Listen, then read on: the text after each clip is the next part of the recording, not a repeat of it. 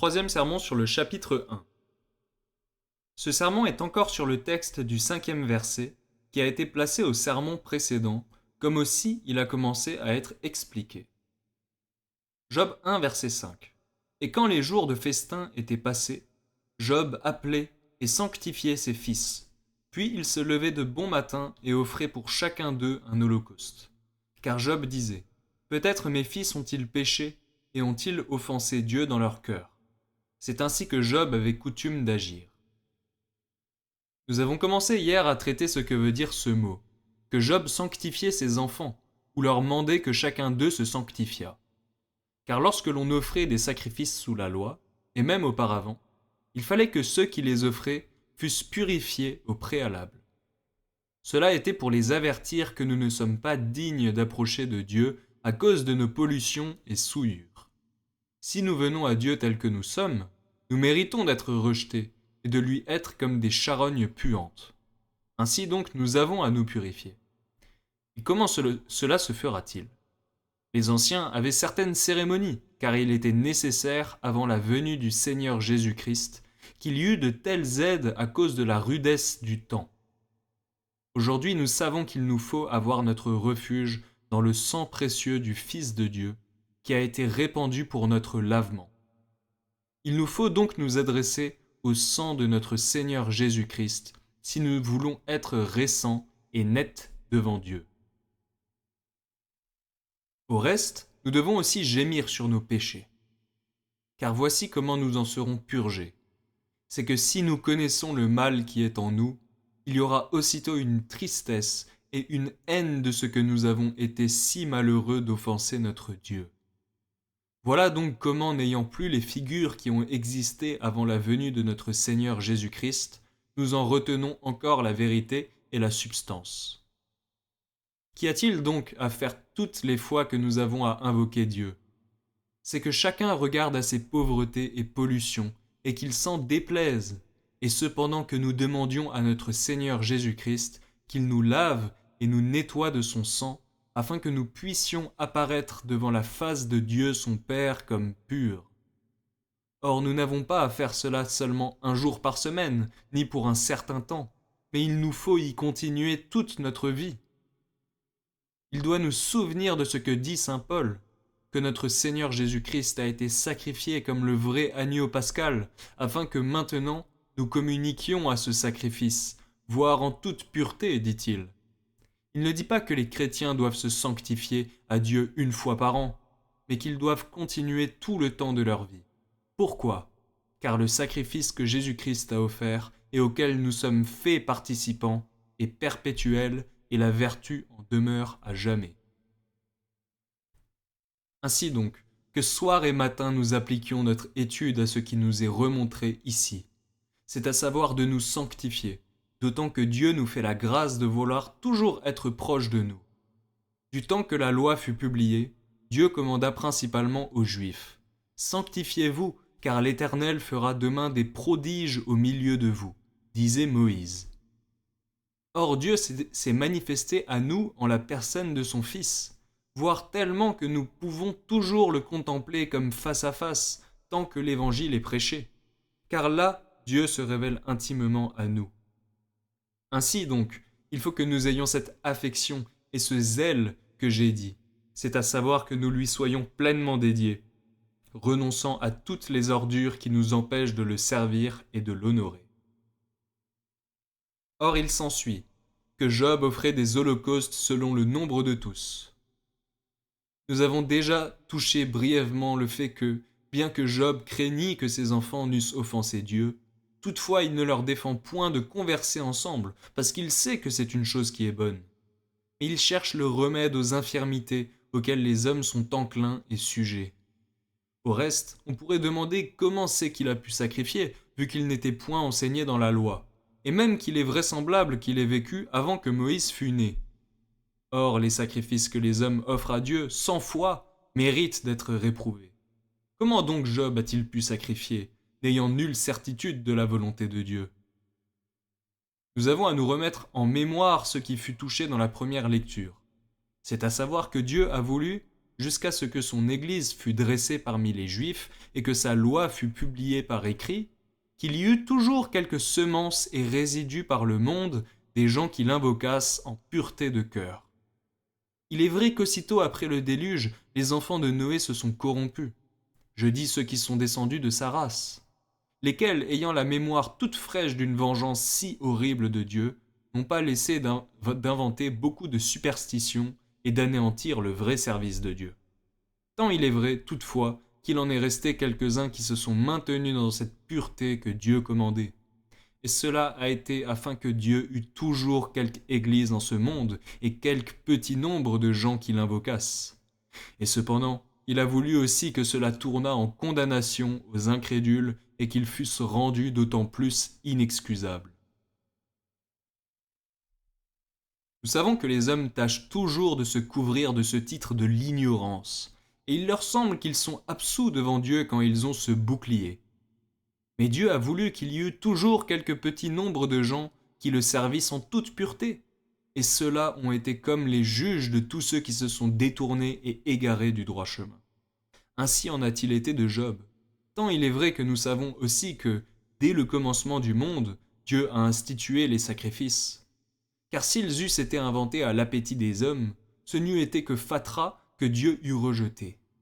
Et c'est une leçon bien bonne et bien utile, quand les hommes se reconnaissent et confessent coupables devant Dieu, et qu'ils se mettent devant les yeux ce qu'ils ont mérité, que quand une bête brute est là tuée, ils connaissent que c'est à cause de leur péché. Voilà comment Dieu a voulu induire les hommes à l'humilité. Cependant, il a voulu aussi les nourrir en espérance, que bien qu'ils fussent si misérables, néanmoins, il y aurait un sacrifice offert par lequel les péchés seraient lavés. Voilà comment les pères anciens ont usé des sacrifices. Or, cependant, les païens ont fait de même, mais ça a été 100 fois. D'autant qu'ils n'ont pas connu le Dieu auquel ils devaient faire hommage. D'un autre côté, ils n'ont point connu que leur service fût agréable à Dieu. Ils n'en ont eu nulle certitude. Bref, ils n'ont su à quelle fin ni à quel propos ils sacrifiaient. Ainsi donc, tout s'est fait à l'aventure, comme on dit. Ça a été une peine frivole, et même Dieu a eu en détestation tous les sacrifices qui ont été faits sans intelligence et sans foi. Il est vrai qu'il y avait assez de faste, et cela n'a rien valu, d'autant qu'il nous faut toujours retenir cette règle que l'apôtre nous donne, que les sacrifices n'ont rien valu extérieurement, sinon d'autant qu'ils étaient fondés en l'obéissance de Dieu et de sa parole. Or il est vrai que Job n'avait pas la loi écrite, mais il suffit qu'il ait eu la doctrine qui était venue de Dieu et que Noé avait donnée à ses enfants. Ceux qui ont persévéré en cela n'ont point été enseignés par les hommes, et bien qu'ils entendirent la doctrine par les hommes, tant il est vrai qu'ils ont tenu comme de Dieu cette règle-là. Car il suffisait bien que Dieu les enseignât de sa volonté, sans qu'il usât du moyen de ses prophètes, comme il a fait depuis. Nous voyons donc maintenant que les sacrifices de Job n'ont pas été faits à la légère, et qu'il y a eu une foi certaine. Quand il est dit que Noé, après le déluge, a sacrifié à Dieu, voire en prenant des bêtes pures, par cela nous voyons qu'il avait instruction du ciel.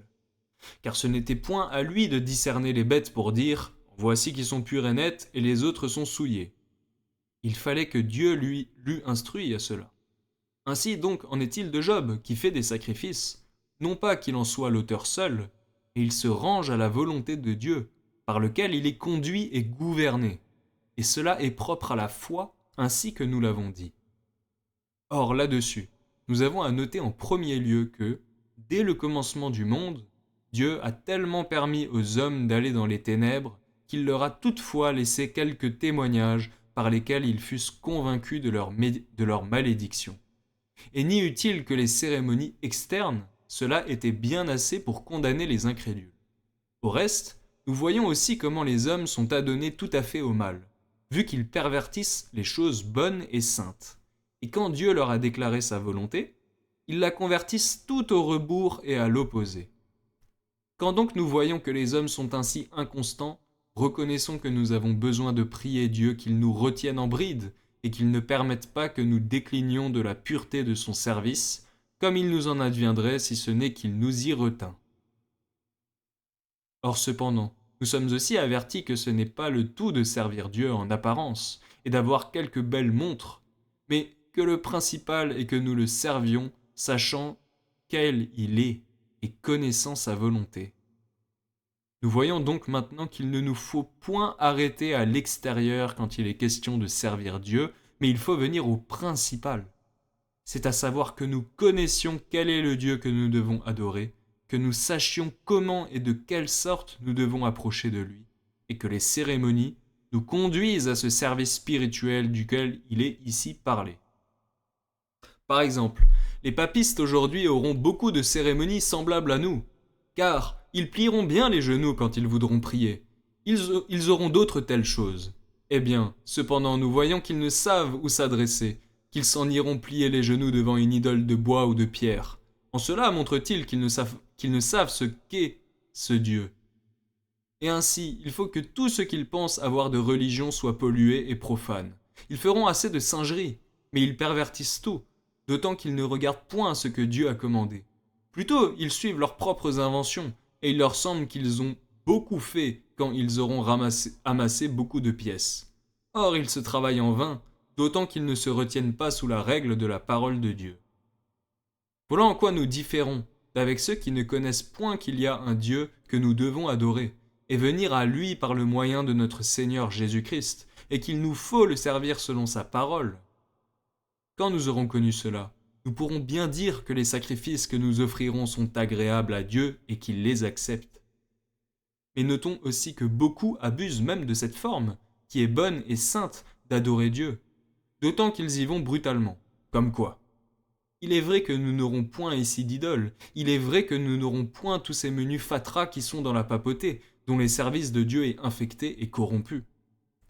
Et combien y en a-t-il qui pensent s'être acquittés quand ils auront fait quelques cérémonies, qu'ils auront enlevé leur bonnet ou ployé le genou? Les voilà quittes devant Dieu. Et cependant, ils ne regardent point à cette humilité que j'ai dite, que quand nous approchons de Dieu, il faut que nous nous rendions coupables devant lui à cause de nos péchés. Ils ne regardent point le moyen de chercher la grâce dans le Seigneur Jésus-Christ. Ils ne regardent point de se dédier à Dieu en toute pureté pour lui être sanctifiés. Rien de tout cela. Ils auront bien des cérémonies externes, voire. Mais tout cela n'est rien.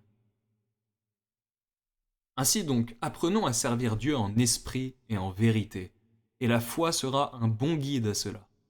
Quand nous aurons nos yeux fixés sur la parole de Dieu, laquelle nous conduira toujours à notre Seigneur Jésus-Christ, qui est le patron céleste, et en qui il faut que nous contemplions quelle est la volonté de Dieu son Père pour nous y ranger.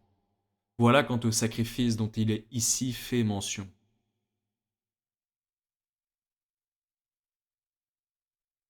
Or, quand il est dit que Job offrait des sacrifices selon le nombre de ses enfants, c'est pour montrer qu'il n'a point épargné sa substance, laquelle Dieu lui avait mise entre les mains. S'il eût été un pauvre homme, il n'eût pas laissé d'être agréable à Dieu, encore qu'il n'eût apporté nul sacrifice. Mais d'autant qu'il a le moyen et la faculté de se faire, il est dit qu'il s'y emploie. Or maintenant, appliquons ceci à nous. J'ai déjà dit que nous n'avons plus les sacrifices qui ont existé avant la venue du Seigneur Jésus-Christ. Et quand il est question de prier Dieu, comme c'est le principal service qu'il demande que nous l'invoquions, que nous confessions que tout notre bien gît en lui, et que nous lui rendions action de grâce pour ses bénéfices, et que nous tâchions de nous sanctifier et corps et âme, afin que le tout soit consacré à son honneur. Et que nous servions aussi nos prochains de ce qu'il nous a donné, sachant que nous sommes au monde afin que nous communiquions les uns avec les autres, tellement que personne ne soit adonné à soi-même, mais qu'on profite aux membres auxquels Dieu nous aura conjoints et unis. Puisqu'il en est ainsi, que chacun regarde à soi-même. Il est vrai que de prier Dieu, cela est commun à tous, mais encore faut-il que chacun de nous se sollicite selon la connaissance qu'il a. Quand un homme sera mieux instruit que les autres, il est certain qu'il doit avoir d'autant plus grande véhémence et ardeur à prier Dieu. Il doit avoir plus grande sollicitude. Voilà donc comment nous devons regarder quelle est notre faculté et mesure. Et puis, quand se vient à nous offrir à Dieu, il nous faut regarder ce qu'il nous a mis entre les mains, selon que chacun a reçu. Il sera d'autant plus coupable s'il ne glorifie Dieu.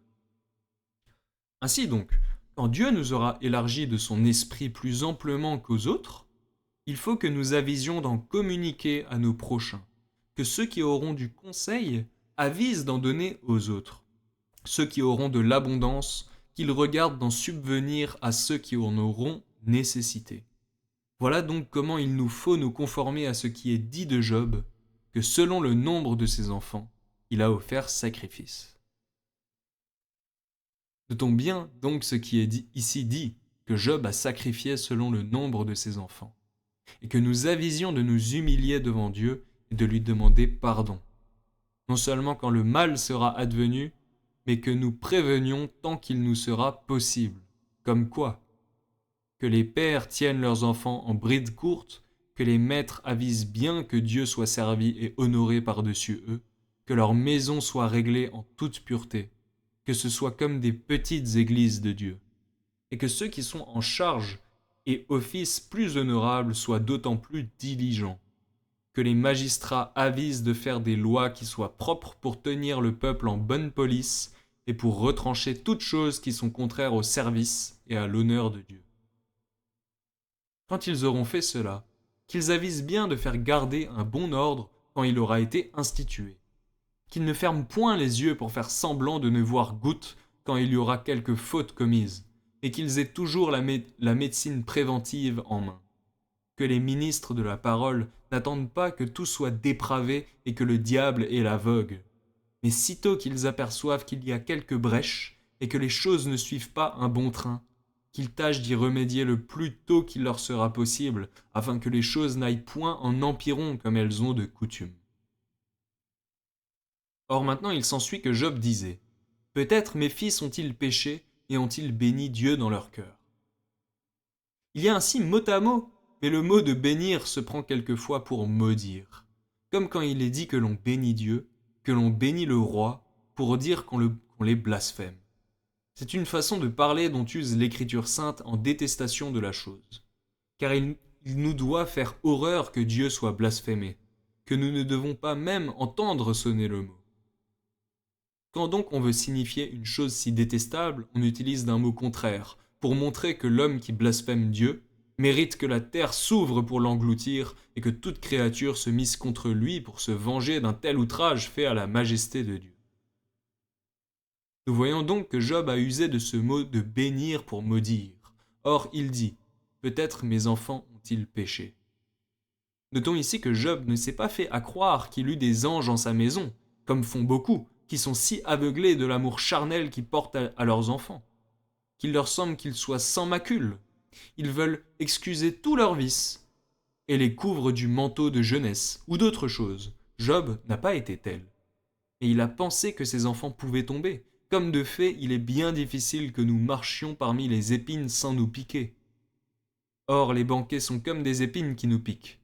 Il est malaisé qu'on boive et qu'on mange, et qu'on soit là par compagnie joyeux, sans qu'il y ait toujours quelque intempérance, ou quelque excès de langage, ou quelque dissolution en geste, ou qu'on ne prenne une licence plus grande qu'il n'est permis.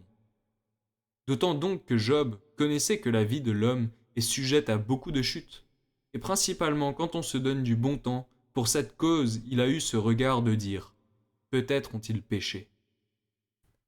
Notons donc que pour faire notre devoir envers Dieu, et envers ceux qui nous sont commis, il ne nous faut point être aveugles, ni nous flatter en nos vices, ni en ceux de nos domestiques, mais il nous faut être soigneux pour y remédier. Et surtout, quand nous voyons que les vices règnent, ne faisons pas semblant de ne rien voir, comme font ceux qui usent de connivence. Oh, il faut bien passer quelque chose, on ne peut pas être si rigoureux. Quand donc nous voulons ainsi flatter le mal, c'est autant comme si nous voulions l'entretenir, et que nous fussions maquereaux, et que nous trahissions le salut de ceux que nous devrions tancer et reprendre. Job donc nous est ici proposé en exemple, afin que nous ouvrions les yeux pour considérer les vices de nos enfants et de nos serviteurs. Et quand nous y aurons connu quelque faute, que nous ne la supportions point, et que nous tâchions d'y mettre remède. Or si Job a eu un tel soin pour ses enfants qui étaient déjà grands, car il tenait un ménage à part, quelle excuse y aura-t-il pour les pères qui ont leurs enfants sous leur aile, en leur maison, à leur table, s'ils ne regardent à les gouverner? Si Job a eu peur que ses enfants n'eussent péché, ceux qui voient leurs enfants débauchés, qui les voient jurer le nom de Dieu, qui les voient menteurs, qui les voient paillards, qui les voient ivrognes et qui les supportent, quelle excuse auront-ils? Ne faut-il pas que le diable les ait ensorcelés? Ainsi donc, notons bien ce passage, où le Saint-Esprit nous a voulu décrire la sollicitude que Job a eue pour le salut de ses enfants. C'est afin que ceux qui ont charge de famille s'y conforment. Et notons que si nous sommes négligents à corriger les fautes que nous voyons, Dieu nous en demandera compte, et notre silence nous sera imputé à consentement. Quand un père ne dit un mot à son enfant, c'est comme s'il lui lâchait la bride. Il est vrai qu'il fera quelquefois semblant d'être mari, mais s'il ne fait son devoir jusqu'au bout, Dieu le condamne. Nous en avons un exemple terrible en Élie le sacrificateur dans 1 Samuel 2 à 4. C'était un homme qui marchait en intégrité. Il jugeait le peuple. On ne trouvait rien à redire en sa personne. Mais parce qu'il ne corrigeait pas ses enfants assez aigrement et qu'il disait seulement « Mes enfants, ce n'est pas bien fait, on entend des mauvaises nouvelles de vous ». Dieu lui déclare qu'il punira une telle indulgence, qu'il fera un châtiment mémorable sur sa maison, tel que les oreilles en tinteront à tous ceux qui l'auront raconté. Et de fait, nous voyons que ses enfants furent tués en la bataille. L'arche du Seigneur fut prise, et lui-même se rompit le cou, tombant à la renverse. Quand nous voyons que Dieu a usé d'une telle rigueur envers un homme qui était bon et saint, parce qu'il ne s'acquittait pas de ce devoir de reprendre ses enfants comme il appartenait, pensons à nous. Et aujourd'hui, que ferons-nous? Car on ne se soucie pas que Dieu soit outragé. On ne se soucie pas que toute discipline soit mise bas, pourvu que chacun fasse son profit. On passe tout par la meule.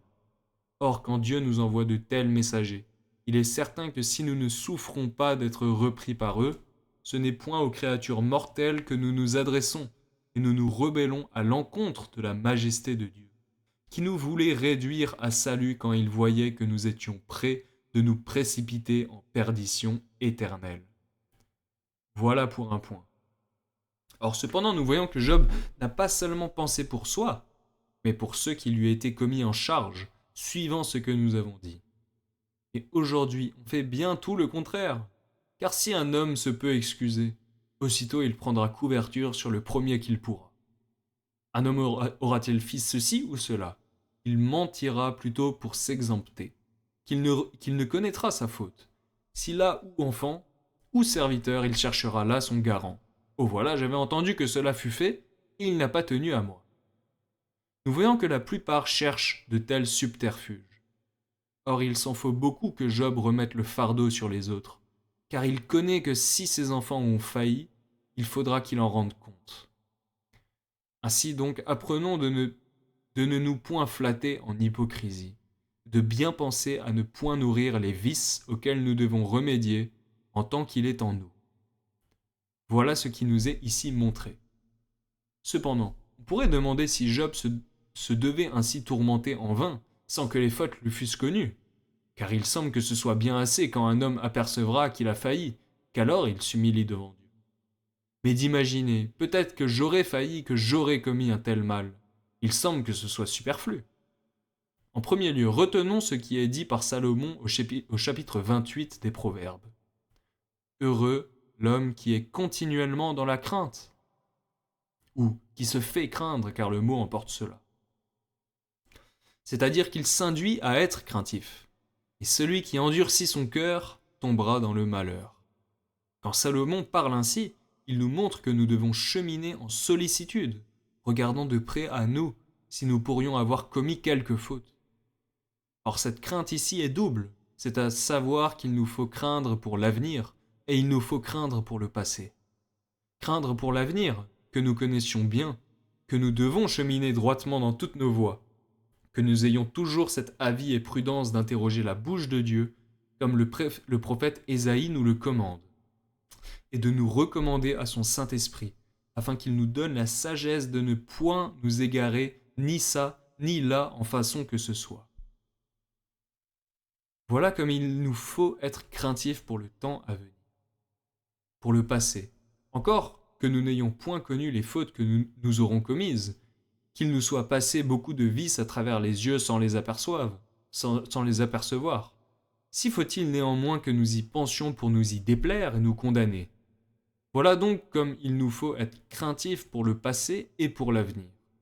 Et c'est ce que nous avons à noter sur ce passage, quand Job dit « Peut-être mes enfants auront-ils péché ?» Bien qu'il n'y ait point pensé. Et c'est le soin que nous devons avoir de nous solliciter à invoquer Dieu, qu'il nous pardonne nos fautes, afin qu'il ne permette point que nous déclinions ni ça, ni là, mais que nous demeurions dans le chemin qu'il nous montre. Pour conclusion, quand Job dit « Peut-être mes enfants auront-ils béni le Seigneur ?» notons que ce mot est pris pour maudire, bien qu'il signifie bénir. Et cela est pour plus grande détestation, afin que nous sachions quelle faute c'est de ne point bénir Dieu, c'est-à-dire de ne lui attribuer point la louange qu'il mérite de nous.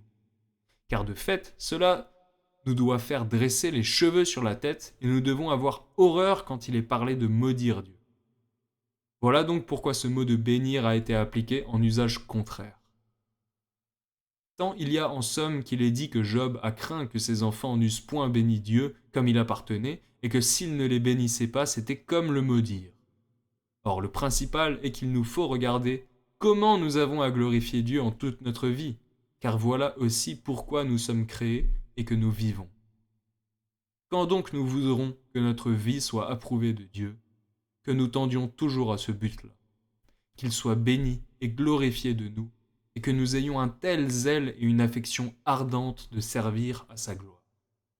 Que nous connaissions que c'est une chose insupportable, voire exécrable jusqu'au bout, quand son nom est blasphémé par nous et qu'il est comme maudit. C'est-à-dire que nous sommes cause que sa gloire est comme anéantie, vu qu'il a mis son image en nous afin qu'elle y reluise. Que donc nous ne soyons point débordés comme beaucoup, lesquels ne vivent que pour blasphémer Dieu, c'est-à-dire pour lui être exécrable, d'autant que son nom est blasphémé en eux. Reconnaissons que tels gens sont comme des monstres faits contre nature, mais prions Dieu qu'il nous fasse la grâce de connaître pourquoi c'est qu'il nous a mis au monde. C'est à savoir à ce que nous le magnifions, en attendant cette journée bienheureuse en laquelle il nous recueillera tous à lui, quand nous aurons tellement conversé en ce monde que nous n'y aurons cherché sinon qu'il nous gouverne, nous assujettissant à lui en tout et partout. Or, nous nous prosternerons devant la face de notre bon Dieu.